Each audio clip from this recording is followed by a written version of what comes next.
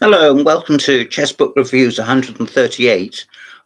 Last time I covered quite a few of the columns written by Ray Keene in the British Chess Magazine, and I wanted to finish off. I did blabbing on for about half an hour, and there's still some more of Ray's to cover, which I've got. But first, I want to look at something because I mentioned before about Albert Einstein. Lasker got Einstein to write an introduction to this book, which was by Hannock. Well, in fact, Hannock, knew Einstein as well. We must assume he knew Lasker. I've got the dates. Emanuel Lasker lived from 1868 to 1941. So he died during the Second World War. And Albert Einstein lived from 1878 to 1955. So Lasker, 1868 to 1941, and Einstein, 1879 to 1955. So there we are. The introduction by Einstein is a bit impenetrable. This is the biography of Emanuel Lasker. A couple of pages written by Einstein. He sort of explains what he has in common with him. The gist of Lasker's argument, it could be answered in this way. True enough, no one can tell from any direct or experimental knowledge precisely how light would move in absolutely empty space. It is virtually impossible to think of any reasonable theory of light based on the notion that infinitesimal traces of matter, while influencing the velocity of light to a remarkable extent, would yet remain almost independent of the density of such matter. Well, if you know what that means, and I don't, you're a better man than me, Gunga Din. Einstein begins, and Emanuel Lasker was undoubtedly one of the most interesting people I came to know in later life. We owe a debt of gratitude to those who have troubled to acquaint contemporary and future generations with his life story. And this is the book by Hannock. In terms of chess, it's an average enough book, I think. In terms of the introduction, obviously, that makes it special. And it is available. I mean, this is the hardback, which is 70, 80 years old, but it's also available as a Dover reprint. Not that easy to get hold of. It has a light grey cover. Now, the more important business of the morning is to look at the columns by Ray Keene. As I said, here we have an enormous and in a way uncharacteristic picture of Harry Golombek. Harry was an international master and very influential post-war in Britain, both in terms of journalism, writing, and the popularization of the dreadful game of chess. He mentions his link to Aron Nimzovich. Ray mentions his link to Aron Nimzovich and the publications of which he has a hand in.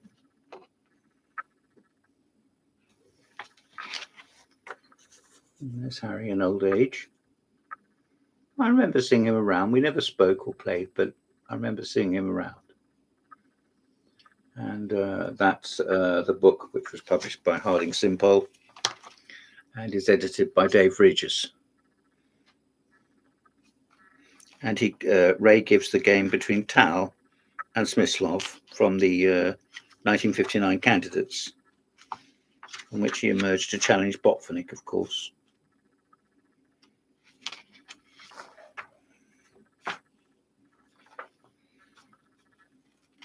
All history now to us, I know, but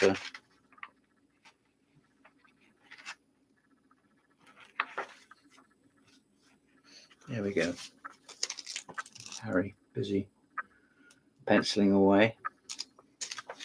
Let's press on, see what else there. The Praeceptor. Now, if I had O-level Latin, which I do, I'll be able to tell you what Bricaptor means. Maybe it means the expert. Do you think I should look it up? I think I should. There's a little dictionary here. It sounds like an ad lib, but it's anything but.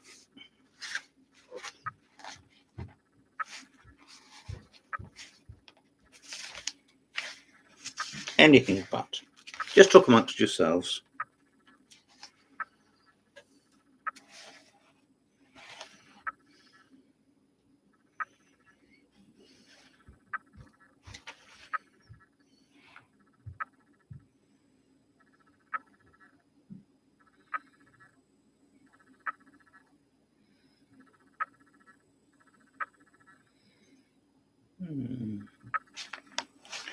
Not so much hesitating, it's just fumbling about and can't find it.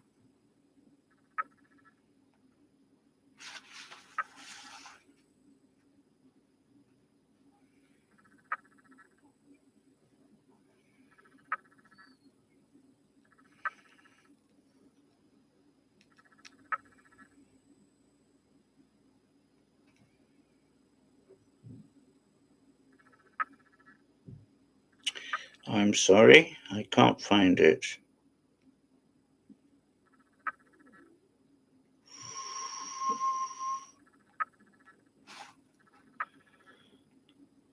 Teacher. There's teacher. So there we are, I didn't know that. I would have got that right. Britain's teacher. And who was Britain's teacher, do you think? He talks about Wilhelm Steinitz, the chess equivalent of Karl Marx, Charles Darwin, and Sigmund Freud.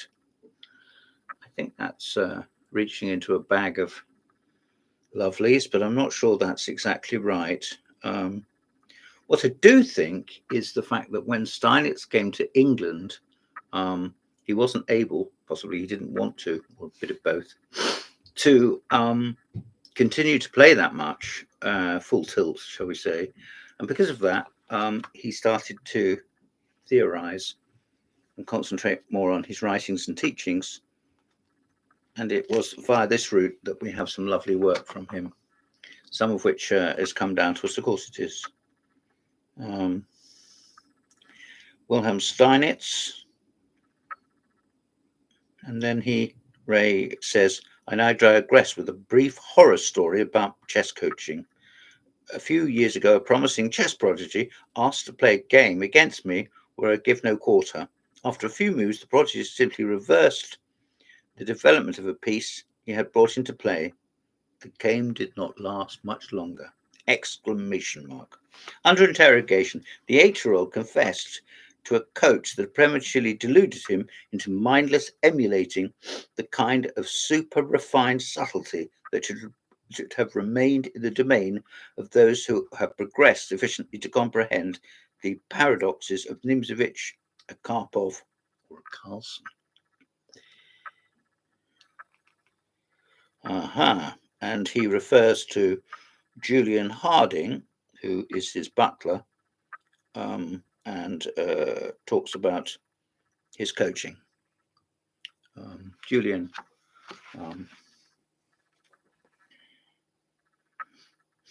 game is given against Jeffrey James, from the Brighton Championships of 1968. And he mentions that Julian has prepared using Harry Golombek's book. I'm not sure that was strictly the case, but I don't know. It is instructive to observe how, once the strategic situation had crystallized, it became impossible for White to form any kind of antidote to deal with the black offensive.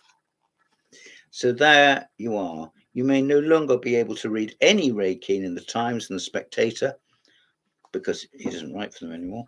Now follow his writings weekly in the article. Well, it's not weekly as it is monthly, but I know what they mean. There we are. And Bricaptor means teacher. I'll try and remember that. And here we are, Bats, Balls and Rabbits by Ray Keene. One of the chief problems facing the world during the coronavirus lockdown, seemingly caused by human ingestion of bats, or even weirder. Oh dear, I don't think I'll read any further. He's talking about COVID, obviously. And a book about Tao in Spanish, I think. And here is Tao having a fag. He was a Latvian world champion. He lost his hair and he lost his life. But we have a wonderful legacy of his games. I've got lots of books on Tao. Inspiration to everybody. Sean Talbot here. Sorry, my mind's wandering as usual. Talking about the British Blitz. And here's a picture of some bats. Just to follow up, because COVID was considered to come from bats. I don't know where it came from. It was considered to come from China. Once again, I'm in no position to comment one way or the other.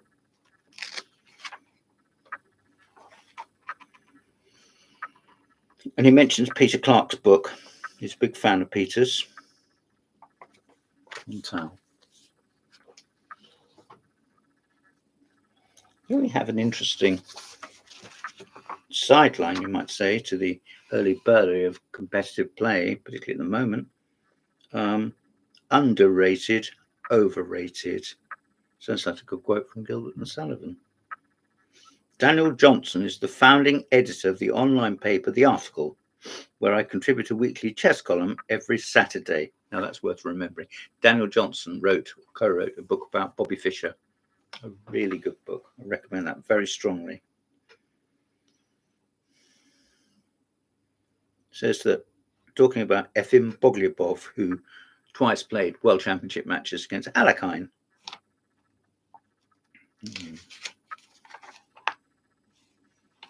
There he is, down in the corner playing it. Sorry, the light's a bit funny here, so it doesn't come out very well. It's nice to see some sunlight, of course it is, but it's not always ideal for our purposes, is it? Anyway, he's enthroned playing against Alekhine. And there's a game of his, it's a French defense.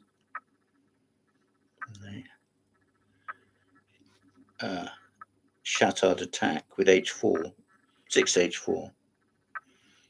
This interesting attack was introduced by me at Mannheim in 1914. No, don't panic, that's not Ray writing. This is Alekhine responding.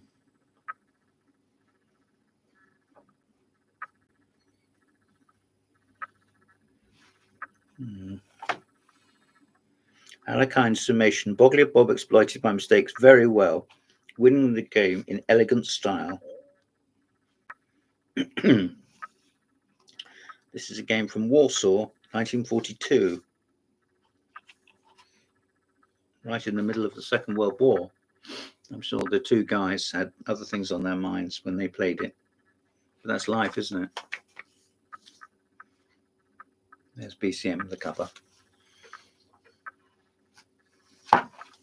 Here's a very interesting picture in multi-colours of Botvinnik.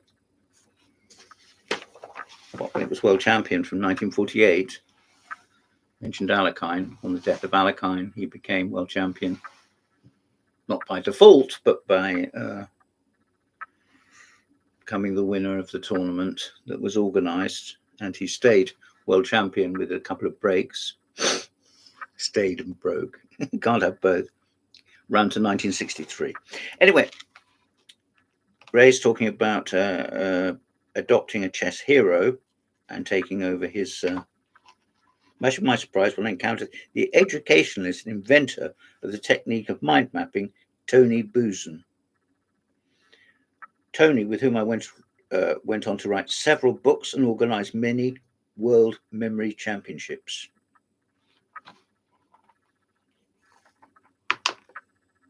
And he gives 2 games, which he won when he was down under. Ray went to Australia This would have been lovely for him. There's a picture of him next to a Triceratops. I'll leave you to look that one out. I don't have it here, I don't think. And here is Mr. Tony Buzan, who's no longer with us, but his writings remain. And he was a theorizer, educationalist, and a great deal more. And mind mapping is a very interesting thing to show on whiteboards. The influence of Botvinnik can be seen in the early combination of G6 and knight C6. However, as demonstrated by my note to the 11th move, the spirit of Petrosian also acted as a powerful source of inspiration. Yes, it did. Ray was very influenced by Tigran Petrosian and often thunders to his cause. And people say, oh, you know, Petrosian wasn't that good. Well, he wasn't a flashy player, but he beat Botvinnik in 1963 and Spassky in 1966. So he must have known something.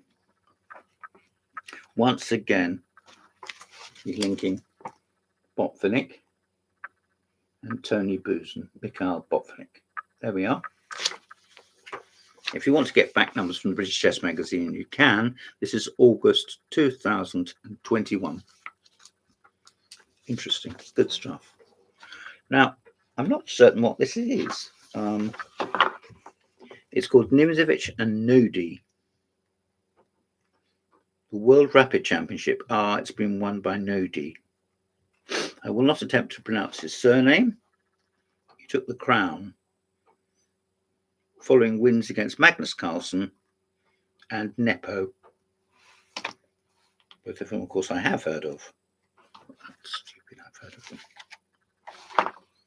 And then he gives a game by Nimzovich. I thought we were in for a game by Nodi, but we're not. Dresden, 1926. Don't quite know why we have to see that, but still, there it is. Quite a small tournament, but classy stuff. There we are. Now, just once you can see that, and I'm holding it still. Nimzovich, Alekhine, Rubinstein, Tartakova. I don't know that bloke on game 5th. Yolna, Yates, Samish, and so forth. And last was Steiner. Very interesting, him and his brother. Very interesting pair. Anyway, Nimzovich plays the English defence, and Samish, who was famous as an old man for losing on time. Of course, his name's come down to us because of that line in the against the King's Indian with F3.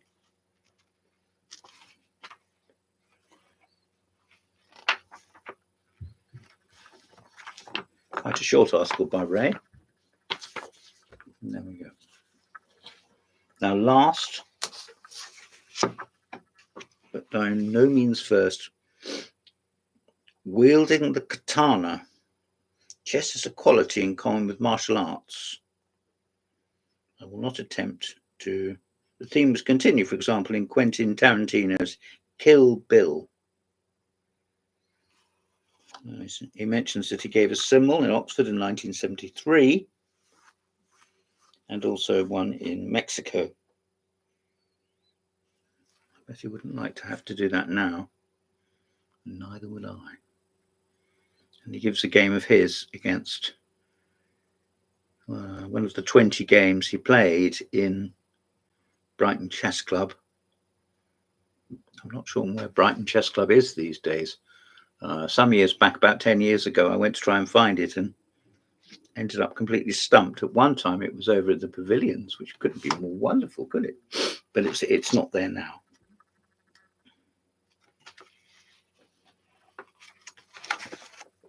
There we are, wielding the katana. You wouldn't want to. If someone comes at you with one of those, you run that way. An extraordinary tussle. The black put up a huge fight before finally succumbing in the endgame. Very detailed notes by Ray. Look at that. Lots of diagrams, 5 diagrams.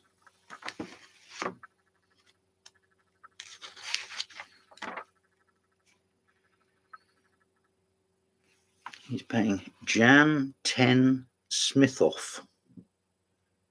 And he will forgive me if I've never heard of him. He may be the next star from Sussex. But as to that, I do not know. Thank you very much. This has been part 2 of my chin wags about the columns of Mr. Raymond Keene. This has been Chess Book Reviews 138. I'm James Pratt. Please like and subscribe down below.